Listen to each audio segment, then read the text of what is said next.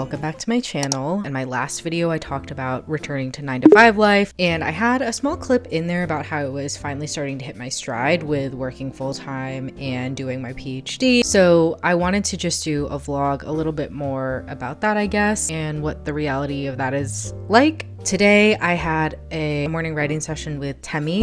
Shout out to Temi. We've shared our kind of like writing calendars with each other, and she's definitely been helping me stay on track with everything. She is also working a full-time job as well, so we are in very similar situations. But this morning I had a writing session with her, and then I had a full work day. So I logged off about 5:30, and I had this whole schedule in mind of what I was going to do after work.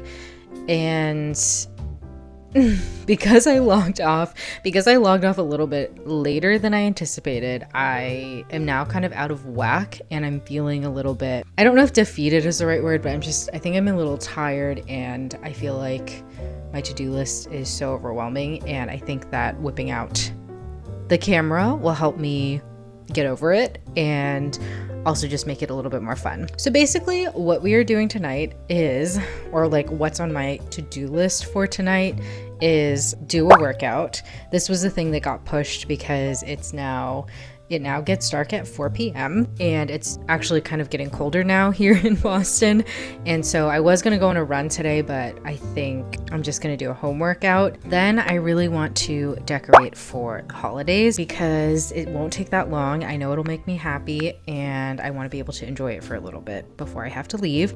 And then I need to meal prep. I need to do like a light meal prep tonight. I think if I can do those 3 things, I will feel good. And then ideally I will have like a little bit of free time / downtime this evening, but we're gonna see how that goes.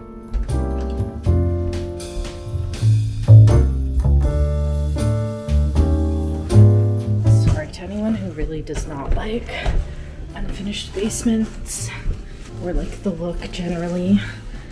Oh, it is a little, I guess it can be a little creepy.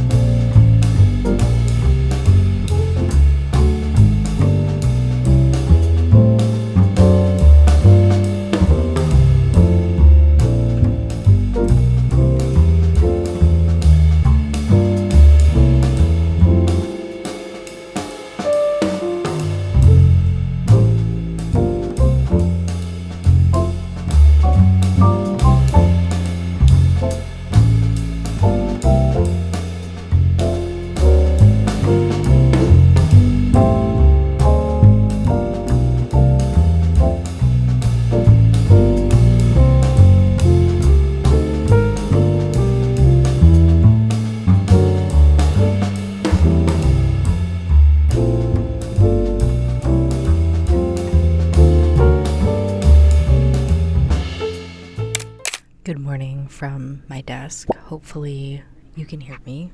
I'm trying to be quiet because I don't think anyone else is in yet, but I also don't know that for sure because it's kind of like a circle, so you can't always see who's here. It's the next day.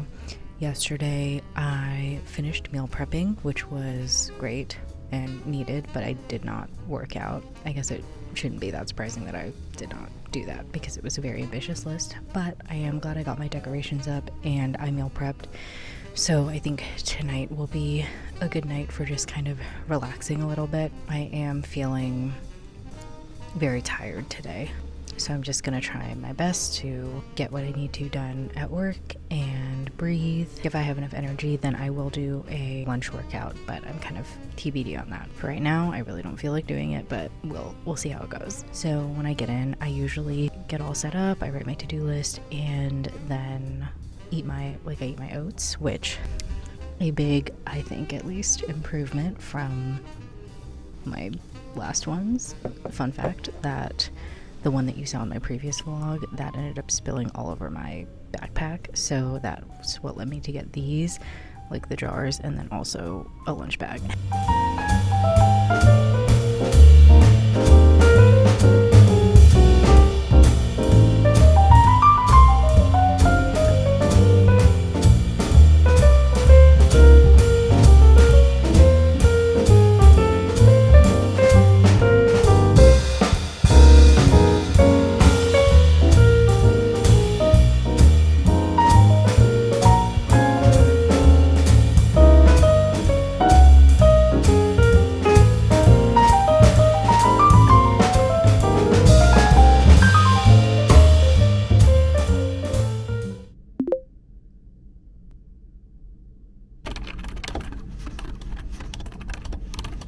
Hi, how's it going? Not too bad. One of my favorite parts about this new job has been my coworkers, because they've all been so nice and patient with me as I've learned how everything works. I am a bit younger than most of the people in my department, but I had to navigate that dynamic at my first job out of college, and I think it's very possible to connect with generations outside of your own in the workplace. On this day, the mantecaditos my coworker gave me actually helped provide the small spark of energy I needed to do a lunch workout. Typically, I'll either go to the gym or on a run, but because it was sunny out, I decided to take advantage and do the latter. After my run, I got some sustenance from a Thai street food place, and then I made my way back to the office to eat and get back to work. Now, I know that it would be more economical to bring lunch, but right now, not having to spend the time and energy meal prepping combined with the joy I get from leaving the office building and walking to my different spots to get lunch is worth the extra cost. This may change in the future, but for now I'm okay with it.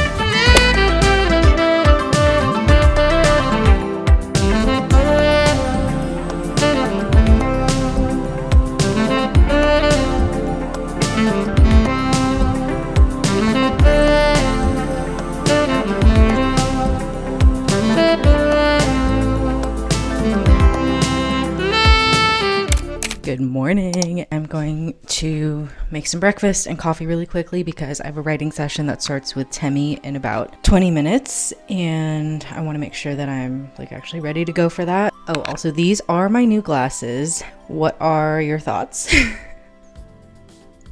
I don't know. Looking in the viewfinder or in the screen, I feel like they don't look very good. So love that for me. Hopefully I just get used to them.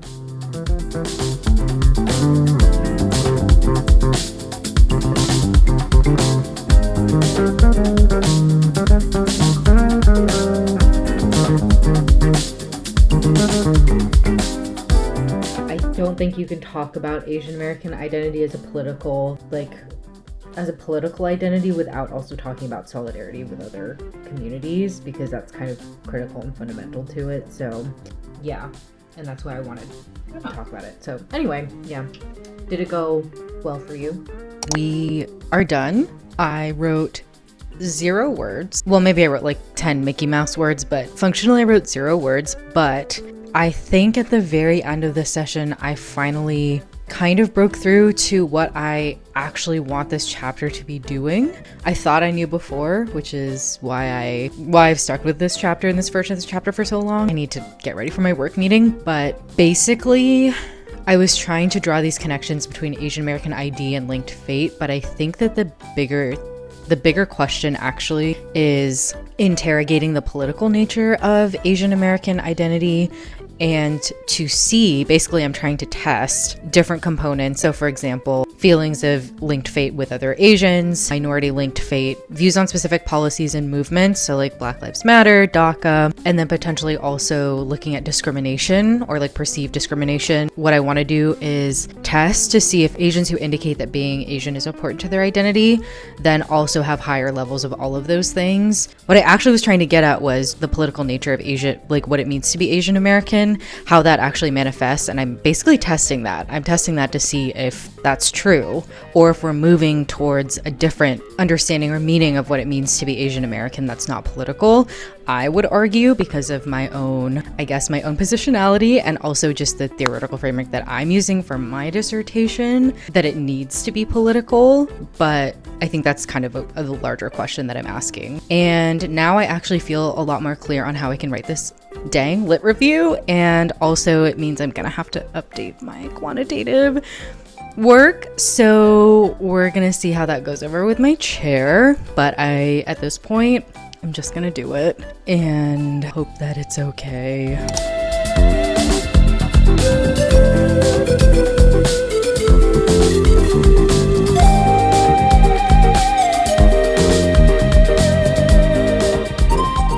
When I tell you, I am so proud of my recent progress and consistency, because look at those. Oh my goodness, I'm so embarrassed, but like 805, 806, 902, 1014, 1021, 1026, gap of a month, 1123, and then so many more.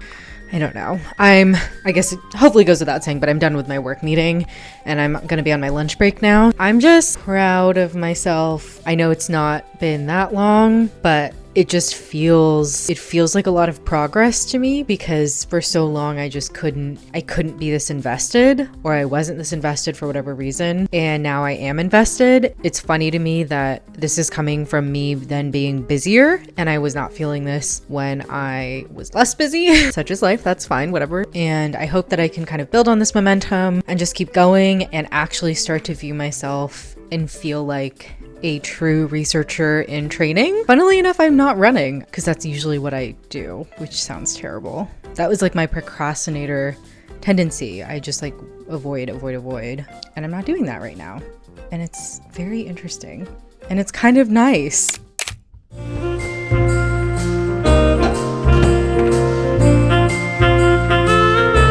As I settle into this busier season, I find myself feeling strangely more energized. It feels a bit counterintuitive, and while of course I have days where I'm tired and don't feel like doing anything, ultimately working more consistently on my PhD has helped alleviate a good deal of my stress. Before, I was stressed that I wasn't working on it when I should have been, and now that I'm facing the work instead of avoiding it, I feel a lot better. Who would have thought? However, I'm not naive enough to think that what is currently working for me right now will work at all times or at all seasons, so I'm curious to see how I will continue balancing everything as I move forward with my program and my career. If you're someone who had to work full-time while going to school, or if you just have advice, please let me know any tips or approaches you might have used or that you just would like to share. I do hope to vlog more this coming year, but I also don't want to put too much pressure on myself. Anyway, enough yapping. I hope you enjoyed this cozy-ish holiday vlog, and as I used to say, have a good week, stay safe, and I will see you in the next one. Bye!